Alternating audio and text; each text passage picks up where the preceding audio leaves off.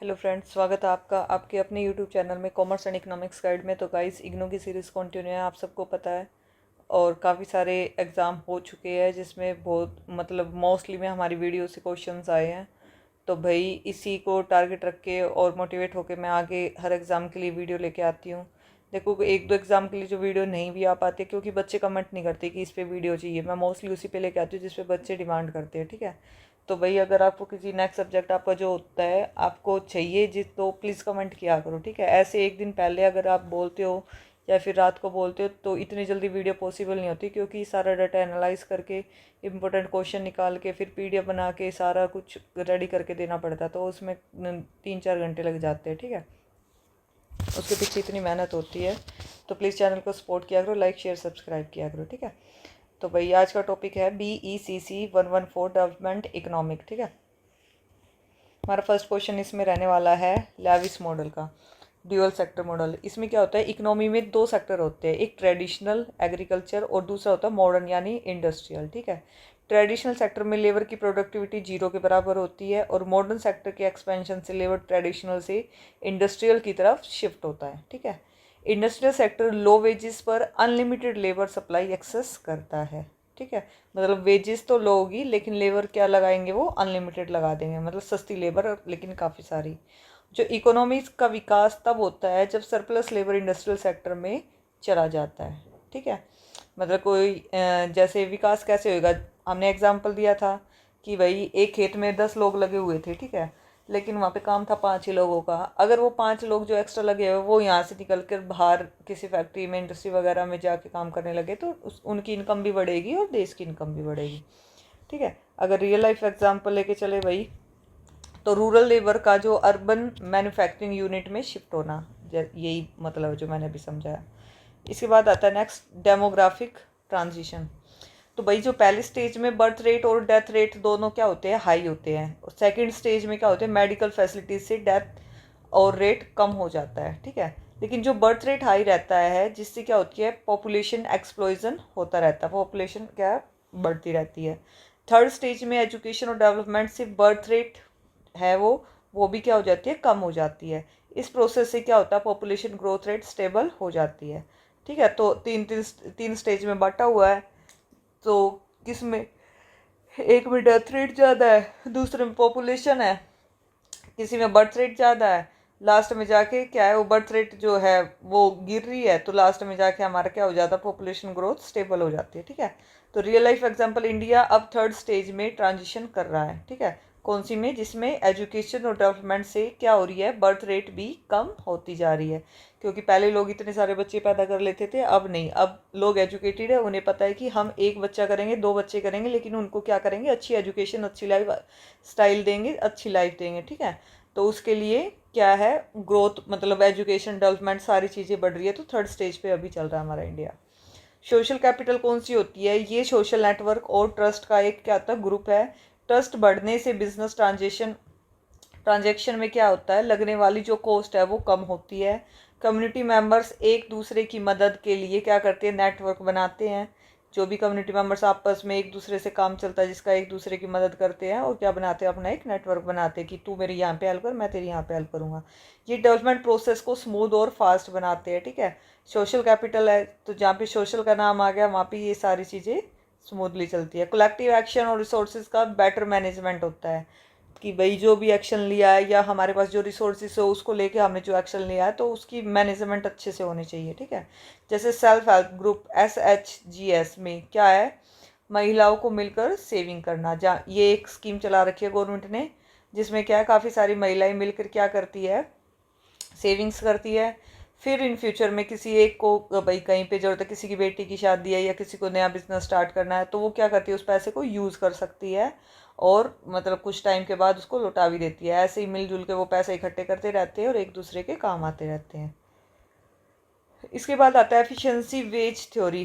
भाई इसमें wages theory में आता है कि कंपनीज मार्केट रेट से ज़्यादा सैलरी देती है और इसका जो मकसद होता है वर्कर की मोटिवेशन और लॉयल्टी को बढ़ाना होता है। वो इसीलिए ज़्यादा देती है ताकि क्या कर सके, वर्कर को मोटिवेट कर सके और उनकी जो लॉयल्टी है भाई ईमानदार होके ज़्यादा काम कर सके, ठीक है।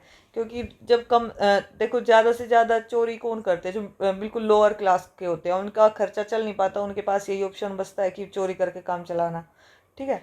तो हायर वेजेस से वर्कर की हेल्थ और आउटपुट दोनों क्या हो जाती है, इंप्रूव हो जाती है। अगर वेजेस हायर दिया जा रहा है तो वो अपना इलाज भी सही से करा सकेगा, चोरी करने की भी नौबत नहीं आएगी, ठीक है।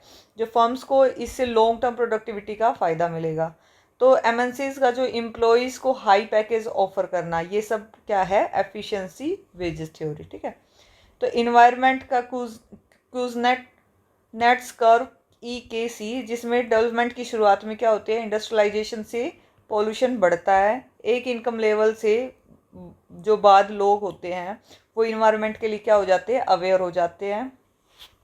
मतलब जब लोगों की सारी नीड पूरी होने लग जाती है तो वो क्या इन्वायरमेंट के बारे में भी सोचने लग जाते हैं भाई। नई ग्रीन टेक्नोलॉजी और रेगुलेशन से पॉल्यूशन कंट्रोल होने लगता है, ठीक है। तो जब गवर्नमेंट के पास या फिर अपनी कंट्री के पास पैसा आता है तो वो क्या करते हैं, नई नई चीज़ें लेके आते हैं, नई नई टेक्नोलॉजी लेके आती है, ठीक है। और इकोनॉमी का जो फोकस होता है वो मैन्युफैक्चरिंग से सर्विस सेक्टर पर शिफ्ट होता है, ठीक है। किस पे होता है, मैन्युफैक्चर जो कर रहे थे उससे लेके सर्विस सेंटर पर।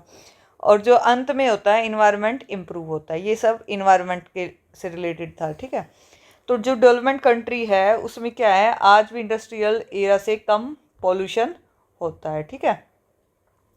जो डेवलप कंट्री है उनमें जो इंडस्ट्री वगैरह है उनसे, क्योंकि उन्होंने नई नई टेक्नोलॉजी को यूज़ करके उसको कंट्रोल में कर रखा है। डिपेंडेंसी थ्योरी होती है कि गरीब देश रॉ मटेरियल के लिए डेवलप कंट्री पर डिपेंड करता है, अमीर देश इन रॉ मटेरियल को सस्ते में क्या करता है, इंपोर्ट करता है, ठीक है। और गरीब जो देश है वो देशों की जो फिनिश्ड प्रोडक्ट्स है वो महंगे दाम पर खरीदने पड़ते हैं। और ये जो है हमारी अनइक्वल ट्रेड पैटर्न गरीब देशों को पीछे रखते हैं और इससे एक साइकिल ऑफ डेब्ट और डिपेंडेंसी बन जाती है, ठीक है। तो भाई ये डिपेंडेंसी मतलब जो भी गरीब दो देश है वो दूसरे देश पे डिपेंड करते हैं, ठीक है, कि वहाँ से हमें भाई सस्ते में वो मिल जाए, माल मिल जाए, कच्चा माल मिल जाए, ताकि हम क्या कर सके उसको मतलब फिनिश गुड बना के उसको रीसेल कर सके, ठीक है। और कोशिश करते हैं कि हमारे पास जो गुड्स है उसको महंगे से महंगा बेच सके। तो एग्जांपल जैसे अफ्रीकन कंट्रीज़ का यूरोप का जो कोकोआ एक्सपोर्ट करना, ठीक है, ये सब आता है डिपेंडेंसी थ्योरी पर। ये अफ्रीकन यूरोप पर डिपेंडेंस है। इसके बाद आता है हैरिस टोडर मॉडल, जिसमें माइग्रेशन शहर में क्या होती है, शहर में मिलने वाली जो एक्सपेक्टेड इनकम से कंट्रोल होता है। और जो लोग सिटी में अनएम्प्लॉयमेंट का रिस्क लेकर भी मूव करते हैं तो शहर में मिलने वाली जो हाई वेजेस की उम्मीद माइग्रेशन को क्या है, इसका माइग्रेशन का मेन रीज़न है कि गांव से लोग शहरों की साइड आते हैं, उन्हें लगता है कि वहाँ जाके कुछ ना कुछ तो काम मिल ही जाएगा और उस पर हाई वेजेस भी मिलेगा हमें। ये रूरल अर्बन और इनकम गैप का जो हाईलाइट करता है, तो हैरिस टोडर मॉडल करता है जो गांव से शहर के बीच में जो भी उनकी इनकम का गैप है उसको हाईलाइट करता है, ठीक है। माइग्रेशन तब रुकता है जब एक्सपेक्टेड इनकम अर्बन और रूरल में बराबर हो जाए, ठीक है। मतलब माइग्रेशन भाई बीच का गैप कब रुकेगा, जब गांव और शहर की इनकम दोनों क्या हो जाएगी, बराबर हो जाएगी। इतनी कमाई वहाँ पे मिलेगी, इतनी शहर में मिलेगी, तो लोग क्या हो जाएंगे, वहीं रुक जाएंगे, इधर उधर नहीं घूमेंगे, ठीक है। जैसे विलेजेस यूथ का दिल्ली मुंबई में माइग्रेशन होना, तो वो वहाँ ना जाके अपने वहीं पे काम करेंगे अगर गैप खत्म हो जाता है तो। Public goods versus common property resources. Public goods non rivalrous और नॉन एक्सक्लूडेबल होते हैं। कॉमन प्रॉपर्टी जो रिसोर्सेज होते हैं CPR होते हैं, ये क्या होते हैं, रिवेलरियस होते हैं। और पब्लिक गुड का यूज़ जो है सब बिना किसी रुकावट के कर सकते हैं, क्योंकि वो पब्लिक है, गवर्नमेंट ने बनाई है, किसी पर्सनल नहीं है। और CRR का जो ओवर यूज़ होने पर रिसोर्सेज ख़त्म होने का डर होता है, तो पब्लिक गुड्स को क्या करते हैं, मेंटेन करना गवर्नमेंट की रिस्पॉन्सिबिलिटी होती है। अगर किसी चीज़ की टूटने फूटने का या फिर कोई चीज़ ख़त्म हो रही है तो उसका गवर्नमेंट का काम है कि उसको फुलफ़िल करे, और कोई चीज़ अगर ख़राब हो गई है तो उसको क्या करे, ठीक करे, ठीक है।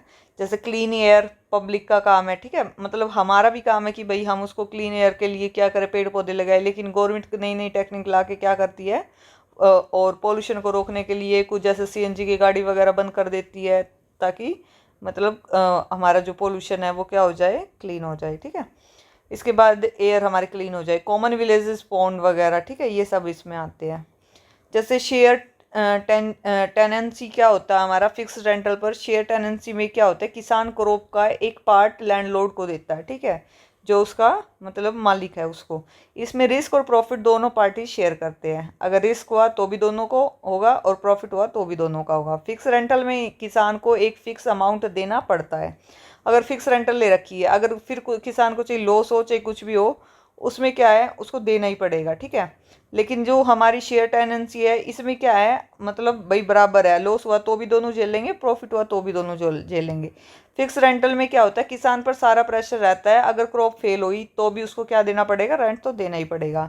और लैंडलॉर्ड के लिए शेयर टेनेंसी ज़्यादा प्रॉफिटेबल हो सकती है, क्यों, जैसे कि जो बटाईदार किसान है जो 50% फसल मालिक को देते हैं, ठीक है। कैसे देते हैं, क्योंकि उनका जो है पहले से ही फिक्स होता है कि हम 50% आपको देंगे, 50% हमारे पास रहेगा, चाहे उसमें लॉस हो चाहे प्रॉफिट हो, उसका ही जो भी होएगा उसका 50% देंगे।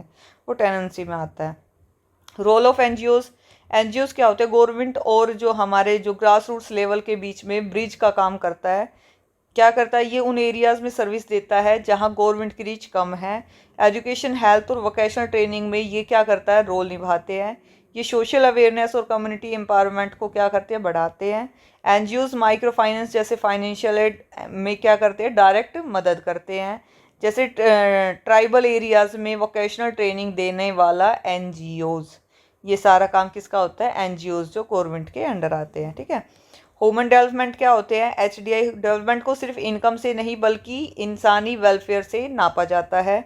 और इसमें क्या आती है, हेल्थ आती है, लाइफ एक्सपेक्टेंसी को जो मेज़र किया जाता है। एजुकेशन आती है, ईयर्स ऑफ स्कूलिंग को भी बेस बनाया जाता है। स्टैंडर्ड ऑफ लिविंग पर कैपिटल इनकम इसका रैंकिंग फैक्टर है।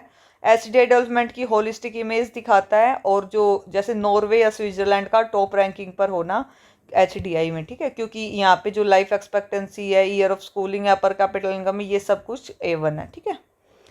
सस्टेनेबल डेवलपमेंट, इसका मतलब है कि फ्यूचर जनरेशन के रिसोर्सेज को ख़त्म न करना और इकोनॉमिक ग्रोथ और एनवायरमेंटल प्रोटेक्शन को बैलेंस बनाता है। जो नॉन रिन्यूएबल रिसोर्सेज होते हैं, जैसे कोल का काम है, वो उसको यूज़ करना, पोल्यूशन कंट्रोल पर फोकस करना और लॉन्ग टर्म सर्वाइवल के लिए ज़रूरी होता है। क्या ये सस्टेनेबल डेवलपमेंट, जिसको मतलब लंबे समय के लिए जो हमारी लाइफ के लिए ज़रूरी होती है कुछ चीज़ें, वो, ठीक है। जैसे सोलर पावर का बढ़ता हुआ यूज़, ठीक है, क्योंकि आने वाले टाइम में भैया बिजली की कमी होने वाली है, तो सोलर का यूज़ करके हम क्या कर सकते हैं, उसको यूटिलाइज कर सकते हैं। टेक्नोलॉजी ट्रांसफ़र क्या होता है, डेवलपमेंट देशों में क्या होती है, नई और बेटर तकनीक का आना। इससे डेवलपिंग कंट्री की क्या हो जाती है, प्रोडक्टिविटी बढ़ जाती है। नई मशीन या प्रोसेस से क्या होता है, काम जल्दी होता है। स्किल्स और नॉलेज का भी ट्रांसफ़र होता है। ये ग्लोबल इंटीग्रेशन को बढ़ावा देते हैं, जैसे एमएनसीज का नई मैन्युफैक्चरिंग टेक्नोलॉजी के साथ आना, ठीक है। तो भाई नई नई चीज़ों के साथ ही नई टेक्नोलॉजी लेके आते हैं, उसको हम थोड़ा सुपर फास्ट करने में हेल्पफुल होती है। एफडीआई, फॉरेन कंपनीज का डोमेस्टिक कंपनी में इन्वेस्ट करना, लेकिन इससे नई फैक्ट्रीज और जॉब्स क्या हो जाएगी, जनरेट होएगी बाहर की। अगर दूसरी बाहर के आके लोग हमारे यहाँ कंपनी में या खुद कोई कंपनी खोल के इन्वेस्ट करते हैं, तो हमारे पास क्या हो जाएगा, इससे नई नई फैक्ट्रियाँ खुलेगी, उससे क्या होगी, जॉब जनरेट होगी। वहाँ से थोड़ी ना लोग जॉब करने आएंगे। इंफ्रास्ट्रक्चर डेवलपमेंट में क्या है, मदद मिलेगी। फॉरेन करेंसी इनफ्लो इकोनॉमी का को क्या करेगा, स्ट्रॉन्ग बनाएगा, ठीक है। होस्ट कंट्री जो को टैक्स रिवेन्यू बढ़ाने में मदद मिलेगी, और जो इंडिया के रिटेल या टैक्स सेक्टर में क्या होएगा, फॉरेन इन्वेस्टमेंट कर सकेंगे। तो भाई ये आज का हमारा टॉपिक था। अगर आपको पसंद आया, अगर आप पार्ट 2 चाहते हैं तो कमेंट करके बता देना। Thanks to all, thanks for watching. If you like my video please like, share and subscribe, and please support me, ठीक है। Thank you so much, wish you all the best for your exam.